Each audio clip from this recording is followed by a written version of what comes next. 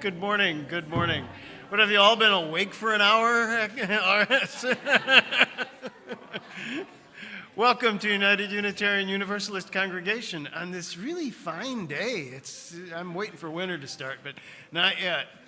My name is Reverend David Kraemer, minister here at this church. Helping with today's service, Gilles Fouquart, our musician Alex Chilsen, our tech Aaron Hurwitz, and religious education today is led by Andrew Bailey. So thank you, everybody.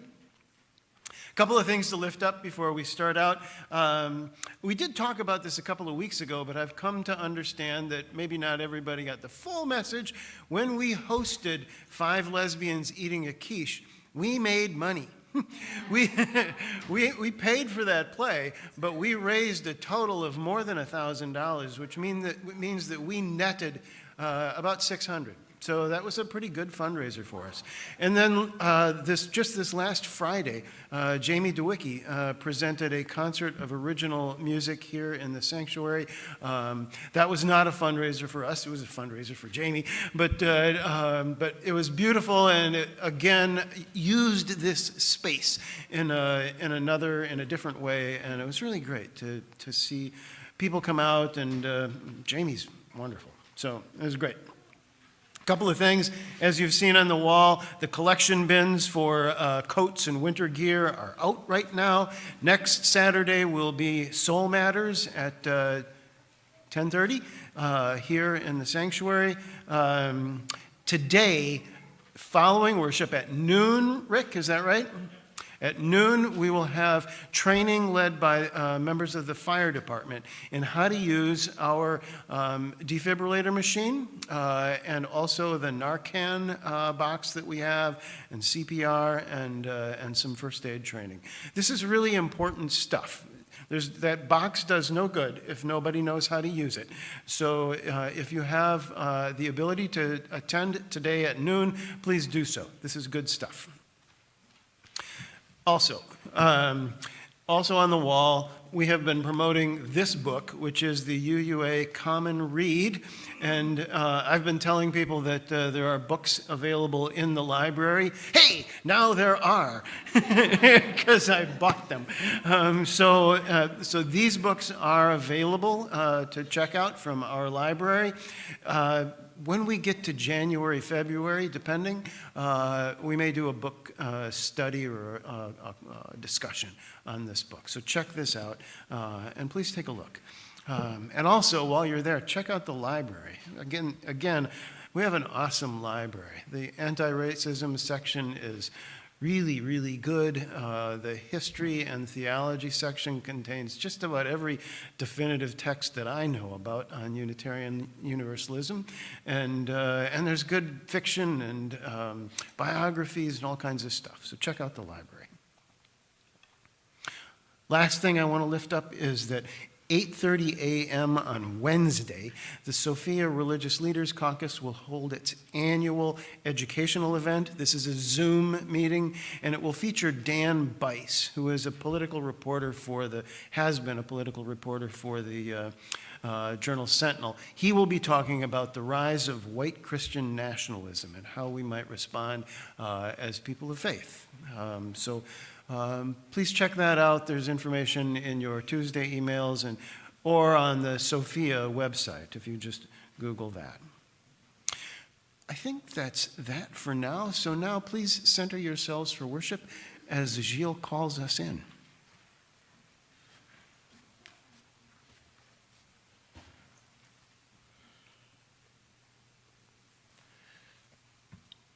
Got to take these off.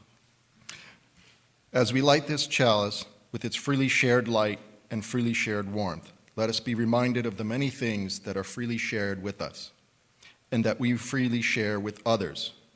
May we lean into generosity shared from the heart that can warm those around us.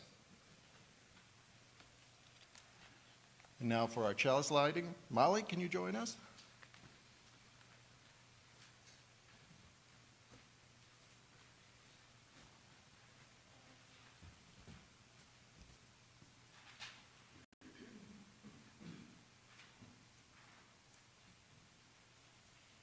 Please join me. May this kingdom kindle within us the light of the glow of love, the fire of commitment, the light of truth. Here together we scatter and nurture seeds of spirit, service, and community.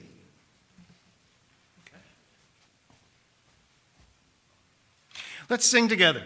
Hymn number 126 in your gray hymnals or here on the wall, Come Thou Font of Every Blessing. Please rise in body or spirit.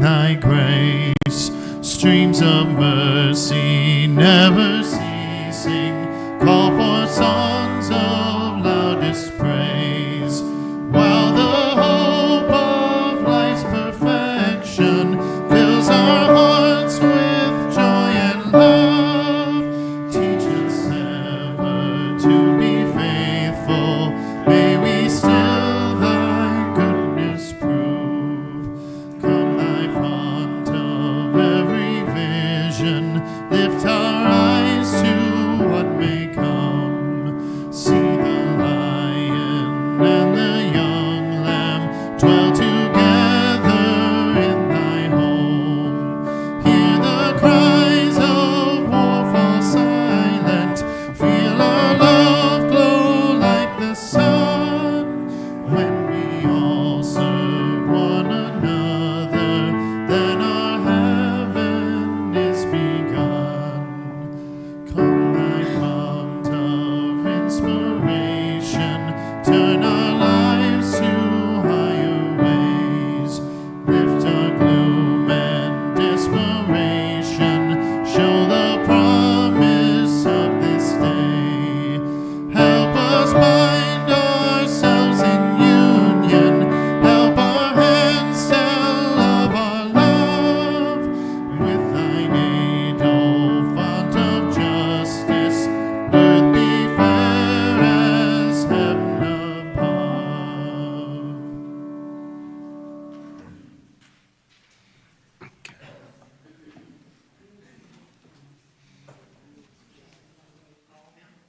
All right, so our story today comes from Zen Shorts. We've read parts of this before, and I love this book. This is a good one. We'll get through the first of the shorts. Michael, there's a bear outside, said Carl. A what? Called Michael. A bear. He's really big, and he's in the backyard. What's he doing? Michael asked. He's sitting. He has an umbrella, said Carl. An umbrella? By the time the boys got outside, their sister Addie was already talking with him. I'm sorry for arriving unannounced, said the bear. The wind carried my umbrella all the way from my backyard to your backyard. I thought I would retrieve it before it became a nuisance. He spoke with a slight panda accent. Michael introduced himself, and then Addie introduced Carl, because Carl was shy around bears that he didn't know. And this is how Addie and Michael and Carl met Stillwater. The next day, Addie went to have tea with Stillwater. Hello, Addie said as she stepped inside. Come in, a faraway voice called. And then she heard the voice say, oh, yes, come out. Stillwater was in the backyard. He was in a tent. This is a birthday present from my Uncle Rye, Stillwater said. He always gives presents on his birthday to celebrate the day he was born. I like it so much that I'm not staying in my house right now. Stillwater invited Addie to sit with him. You brought me some cake, said Stillwater. That was very nice of you. Is it your birthday? No, said Addie. It's not mine either, said Stillwater, but let me give you a gift for my uncle's birthday. I will tell you a story. My Uncle Rye lived alone in a small house up in the hills. He didn't own many things. He lived a simple life. One evening, he discovered he had a visitor. A robber had broken into the house and was rummaging through my uncle's few belongings. The robber didn't notice Uncle Rye, and when my uncle said, "Hello," the robber was so startled he almost fell down. My uncle smiled at the robber and shook his hand. "Welcome, welcome, how nice of you to visit." The robber opened his mouth to speak, but he couldn't think of anything to say. Because Rye never lets anyone leave empty-handed, he looked around the tiny hut for a gift for the robber. But there was nothing to give. The robber began to back toward the door. He wanted to leave. At last, Uncle Rye knew what to do. He took off his only robe, which was old and tattered. "Here," he said, "please take this." The robber thought my uncle was crazy. He took the robe, dashed out the door, and escaped into the night. My uncle sat and looked at the moon, its silvery light spilling over the mountains, making all things quietly beautiful. "Poor man," lamented my uncle. "All I had to give him was my tattered robe. If only I could have given him this wonderful moon." "Your uncle sounds nice," said Addie. "I don't think I could have given away my only robe."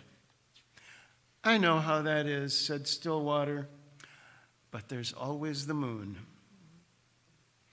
"That was a good story," said Addie. "Thank you," said Stillwater. "And this is good cake."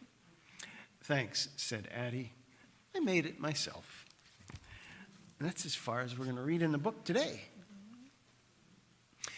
Also today, we're going to hold a special offering. Today, as we had announced, today we will collect a noisy offering. So we've invited you to bring the change from your pockets or your change jar at home or your ashtray in your car. Do cars have ashtrays anymore?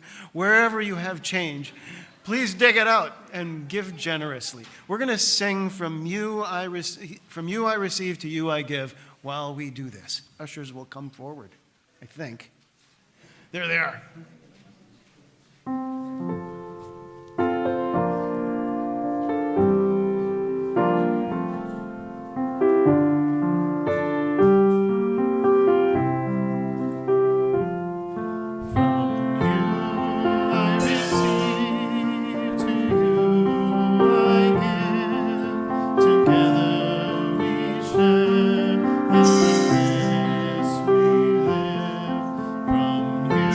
you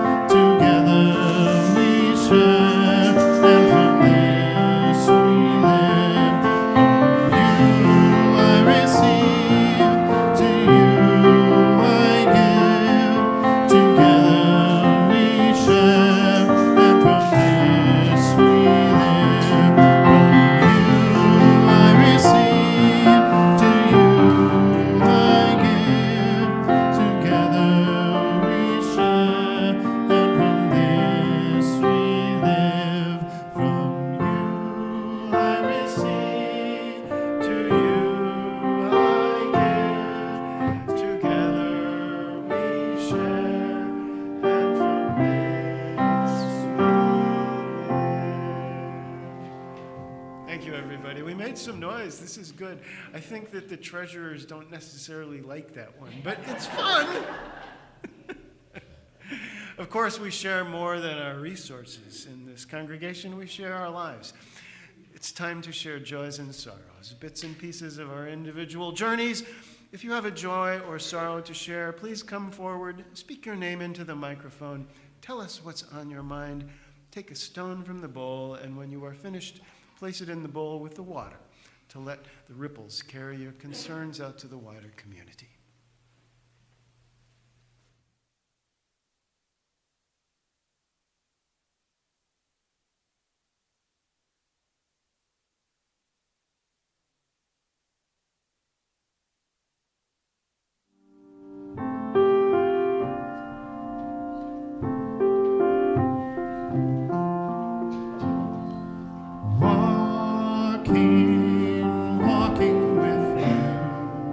Walking with you is our prayer.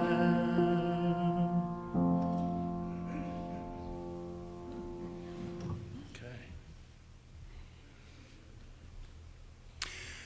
So if you are following in your order of service, I was heading in a different direction when I first drafted this, and I had used the word Selah, which is a Hebrew, intended to talk about this word. It's a Hebrew word often translated as pause, or theatrically, when the music rises. It's used often in the Psalms. We'll come back on this because as the week developed, things came through my inbox and I changed my mind, and so we'll do this differently sometime down the road and talk maybe more about Selah. Instead, I want to share a letter from the Wisconsin Council of Churches on loving our neighbors in time of war. And this will stand as our prayer today. What shall we cry when nations weep over their young ones slain while dancing? What shall we cry when parents divide their children among family members for survival's sake, and elders wait for release? When the word genocide is spoken once again, when peace is broken and new parties are drawn in daily, when to name a nation, a geographic region, or a homeland in support of one of our members is to necessarily wound another. The letter goes on to make 3 requests.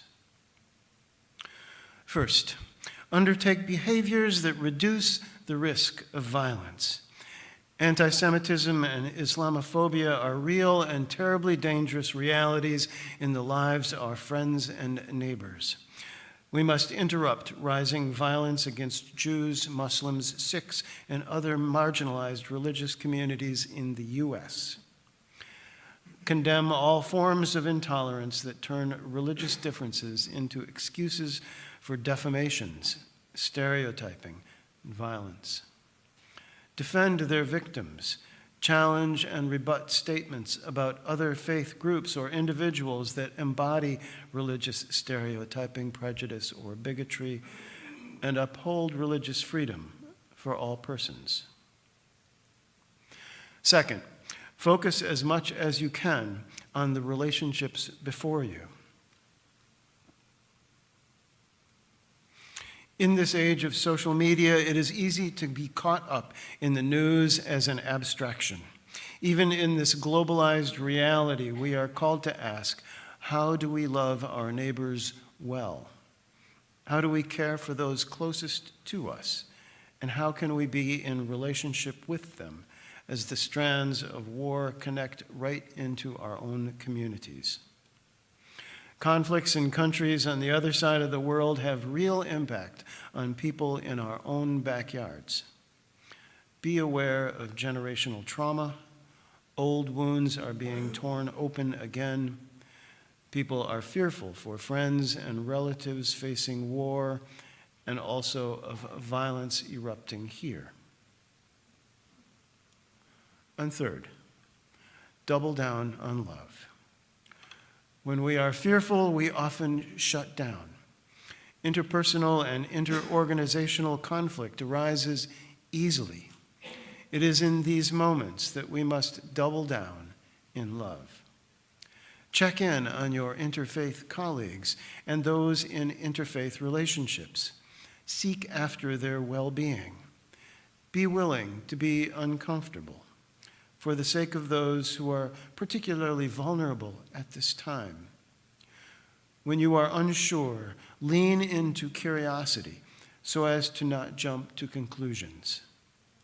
Be patient and persistent in loving and staying connected in undemanding ways. Let's sing together, voice still and small. Please remain seated for this.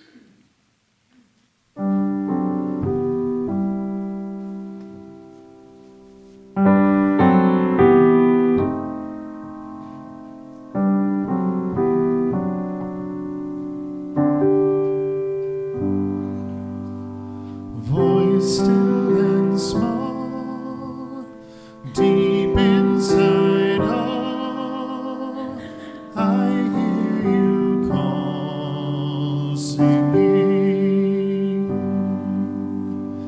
In dark and rain, sorrow and pain, still you remain singing. Calming my fears, quenching my tears, through all the years singing.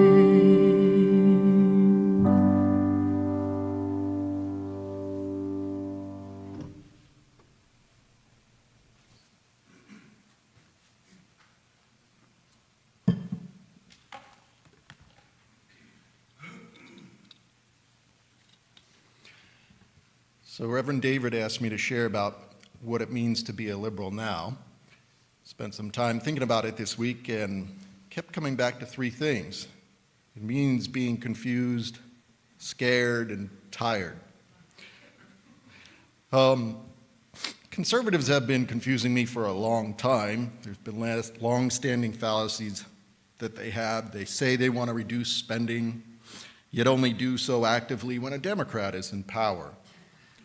They say they're pro-family, but what do families need? Food, shelter, safety, health care. But they're against school lunch and feeding the poor and universal child care because those cost too much. They don't want to give out handouts. They're against low-income housing. Sure, they're for more police and more guns, but does that really make us safer? And what do families thrive on? Love. What is love? That's acceptance. Well, conservatives are more than glad to accept you if your family has a mom and a dad, maybe some kids, and you're all cisgendered and Christian, and it's probably best if you're all the same color. Now, traditional conservatives have been confusing me for a long time, but this new MAGA variant is scary. Particularly watch them as they almost gleefully dismantle our democracy. They're on school boards that apparently they're against school and kids expressing themselves in rainbows. They want to defund the IRS, which literally funds our democracy. There's the 2022 election denying the January 6th riots, and now they're running out diligent state election workers for more loyalists. And we find ourselves now with the third person in line to run this nation as someone who voted against the peaceful transition of power. Now keep in mind that also much of that fear and being scared is by design of social media. Clicks and reactions bring influence, money, votes, and ultimately power. And because of that, political elites want us angry on both sides. And perversely, this discourages politicians from fixing anything because the contented don't click. And let's also be clear that China, Russia, and other adversaries are more than happy to contribute to all that. And oh, by the way, AI is going to make all of that much worse. Hence, I don't know about you, but I find myself being very tired. I also am tired of the bifurcated realities of two sides yelling at each other, no one listening. It's like a grand national divorce or just marriage that's gone bad. And frankly, fellow liberals, I am getting tired of the Democrat Party. Liberal doesn't have to mean Democrat. We should be demanding more. The two-party system is failing us, as evidenced by the likelihood of a 2024 race between two regurgitated candidates, Trump and Biden. It's not serving liberals and it's not serving conservatives. And let's take a moment for some real compassion for the conservatives. They have it worse. Their party is tearing itself apart from the inside as they watch helplessly and wonder what is to come next. We need to stop fighting each other and demand more than the least worst option in the ballot box.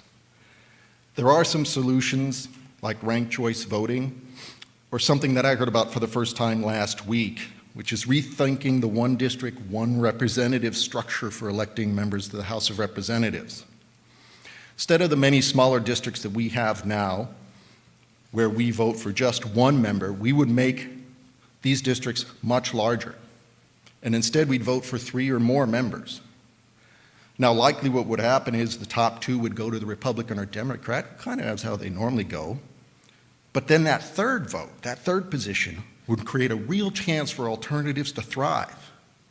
Maybe it would be a Green Party, or gasp, a Black or Latino party that actually represents their interest 100% of the time and has a real permanent vote in Congress.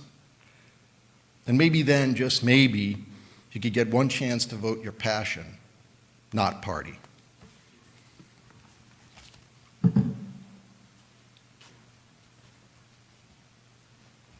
Thank you, Gilles.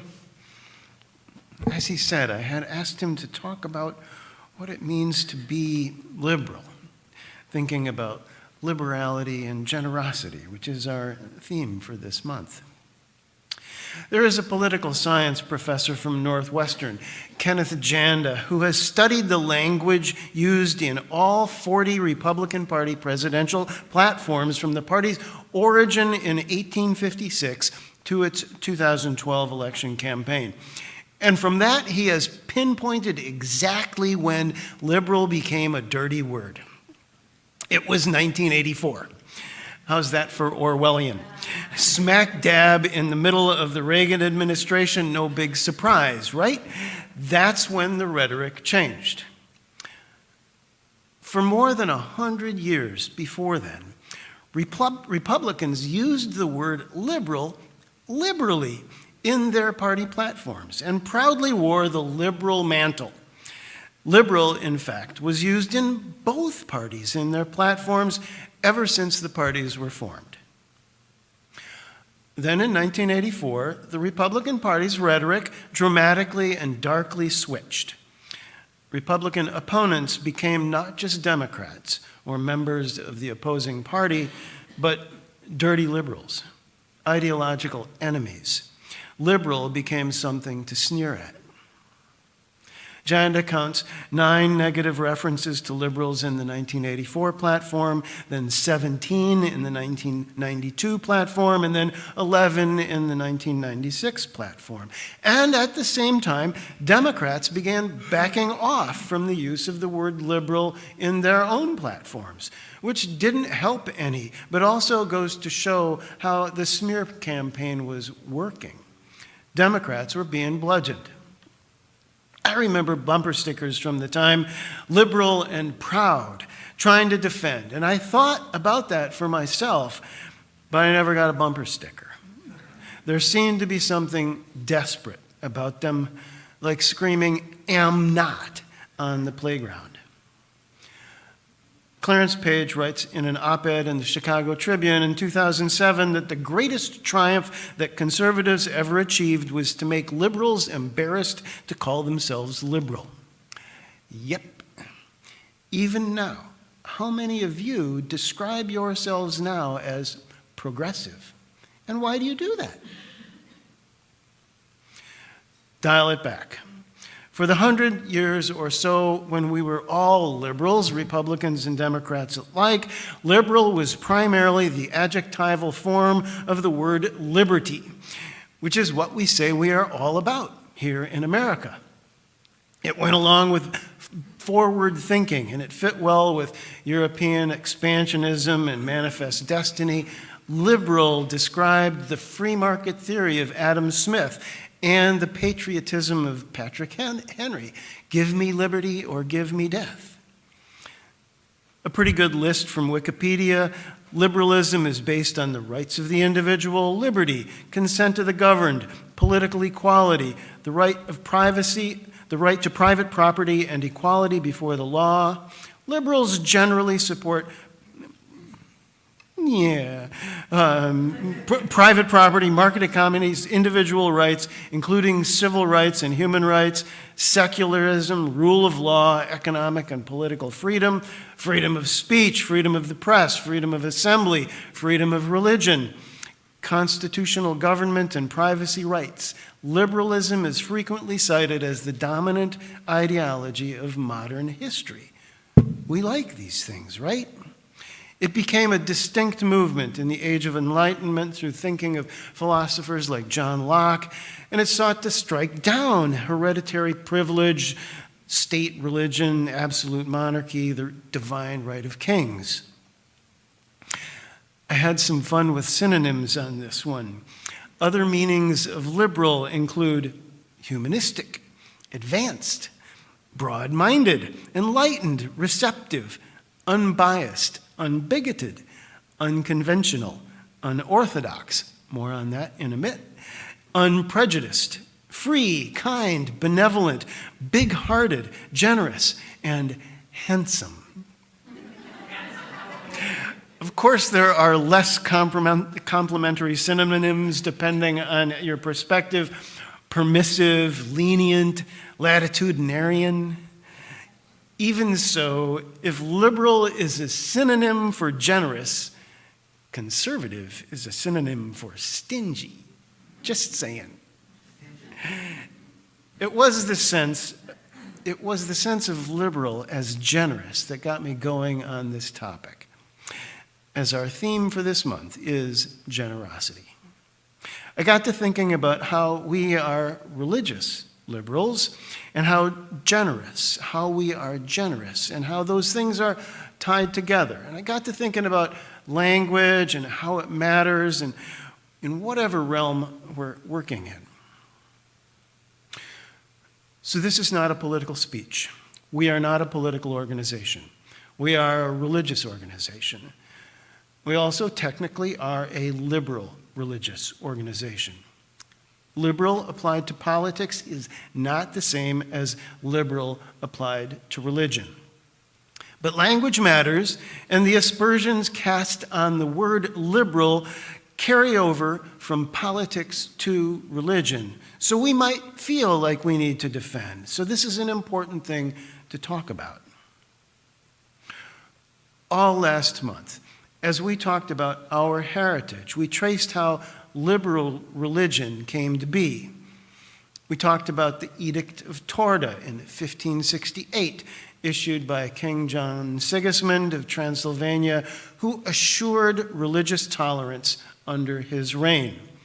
The right of the preachers to preach and of the congregation to hear whatever preaching they like, for faith is the gift of God.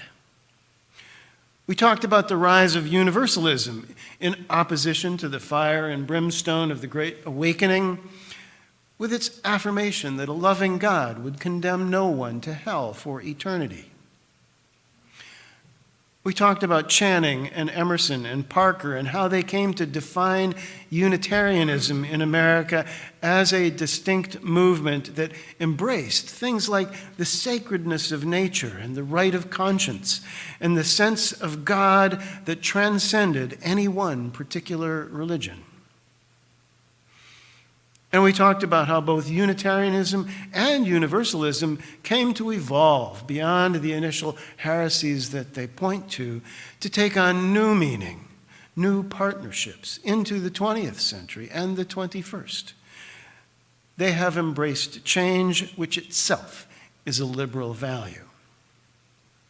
From Wikipedia, again, religious liberalism is a conception of religion which emphasizes personal and group liberty and rationality. It is an attitude toward one's own religion which contrasts with a traditionalist or orthodox approach. And it is directly opposed by trends of religious fundamentalism. It is related to religious liberty, which is to religious liberty. The words here, liberalism and liberty. Liberty as the tolerance of different religious beliefs and practices. Note the language. Liberalism contrasts with a traditional or orthodox approach. It doesn't say conservative. Throughout history, in fact, conservative has not been the preferred term. Back to Janda, the word conservative has rarely been used in either party platform, so seldom that he didn't even bother to count it. For our purposes, the word orthodox carries more meaning. Orthos, meaning right, and doxa, meaning opinion, with right opinion defined by the church. Orthodox Calvinists assert that the innate bent of all creatures is toward sin, while liberals have held that human beings have the capacity for both sin and righteousness. And it is the choices that we make, the lives that we lead, that determine whether we are saved or not.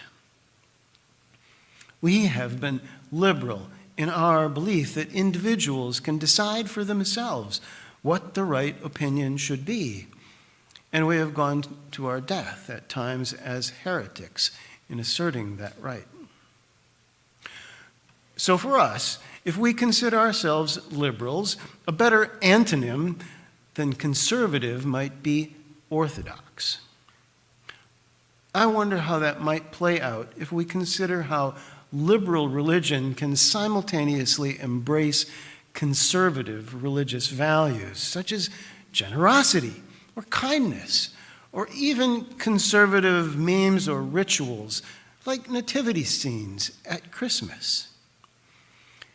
If we oppose orthodoxy and not conservatism, and its synonyms, tradition and care, how does that change the dialogue? Liberal for me, in a religious sense, is about generosity and change. I want to be generous in all my relations, not just in the sense of giving what physical resources I have, but in how I receive each person I meet.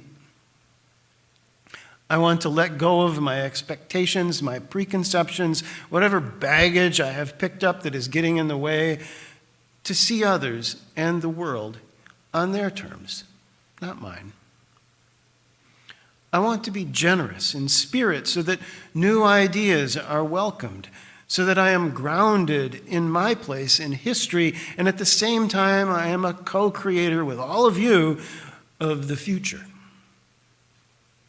I want to change how I am so that I can be who I might be. I want to be liberal and generous in how I work to make things right, in how I am not driven by the wants and desires of my own little world, but by a greater good, a larger vision, something beyond myself. When I can see that, the world opens up and grace steps in. Selah. Ever since the 2016 election, I have been developing a spiritual practice I think of as the militant hello. That year, that very day that Trump was elected, I became terrified of my neighbors. Who were these people, I thought, who had just voted us off a cliff? How do I even relate to them? The trouble is, you couldn't tell just by looking at anyone what side they were on. Who do you greet warmly? Who do you give the stink eye? And what good does that do anyway? So I started greeting everyone, wherever I was, at the grocery store or the oil change place, or especially on my walk along the river, with a big, smiling, brave hello. A hello that was as much a challenge as a greeting. A hello that demanded a hello back, even if that other person was fraught with the same uncertainty I was feeling. It did not go often beyond hello. That's not how we do it in the Midwest. But it was a small way of connecting, human to human, apart from whatever differences we hold, and an antidote to the politics of fear and division. Over time, people have softened. I have softened. My hello is less militant, but I still try to continue greeting everyone I meet. This is a spiritual practice. It needs to be practiced all the time, not just when you need it, and even when it's aimed at folks who would call me a dirty liberal, if only they knew.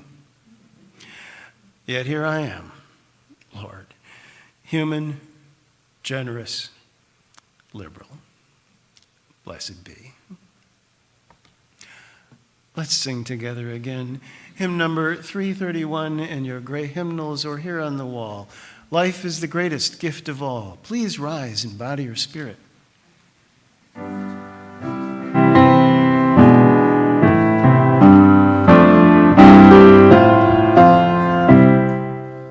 Life is the greatest gift of all the riches on this earth. Life and its creatures, great and small, of high and lowly birth. So treasure it and measure it with deeds of shining worth. Mind is the brightest gift of all, its thought no barrier mars. It seeks creation's hidden plan, its quest surmounts all bars. It rains the wind, it chains the storm, it weighs the outmost stars. We are of life, its shining gift, the measure of all things. Up from the dust our temples lift, our vision soars on wings. For seed and root, for flower and fruit, our grateful spirit sings.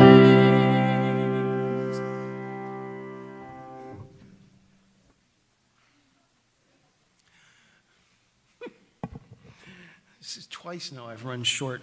Good for you. Following the postlude, please join us for coffee and conversation down in the fellowship hall. And then again at noon, if you can join us for the training, please do so.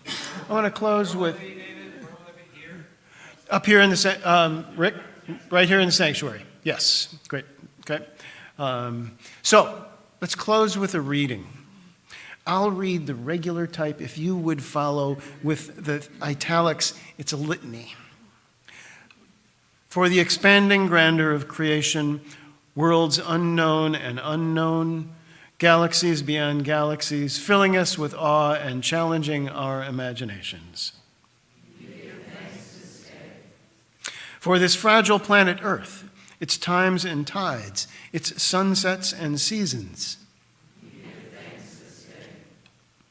For the joy of human life, its wonders and surprises, its hopes and achievements. For our human community, our common past and future hope, our oneness transcending all separation, our capacity to work for peace and justice in the midst of hostility and oppression. For high hopes and noble causes, for faith without fanaticism, for understanding of views not shared. For all who have labored and suffered for a fairer world, who have lived so that others might live in dignity and freedom. for human liberty and sacred rights, for opportunities to change and grow, to affirm and to choose.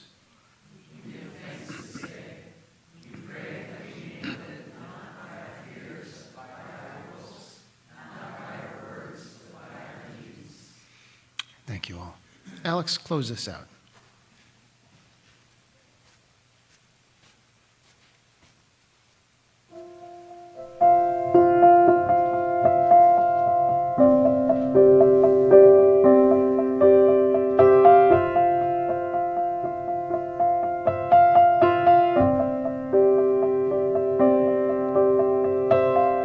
How about getting off of these antibiotics? How about stopping eating when I am full up? How about them transparent dangling carrots? How about that ever elusive kudo? Thank you, India. Thank you, terror. Thank you, disillusionment. Thank you, frailty. Thank you, consequence. Thank you, silence.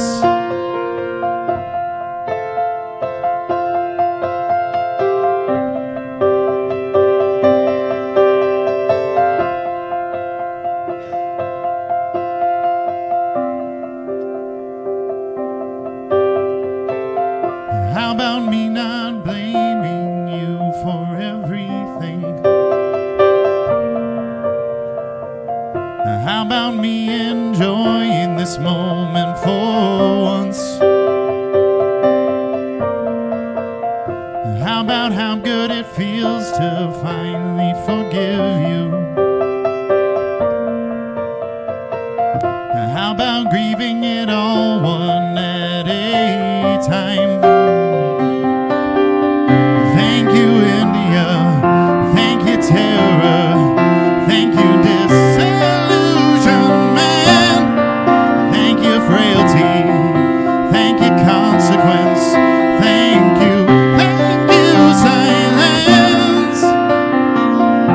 The moment I let go of it was the moment I got more than I could handle. The moment I jumped off of it was the moment I touched down.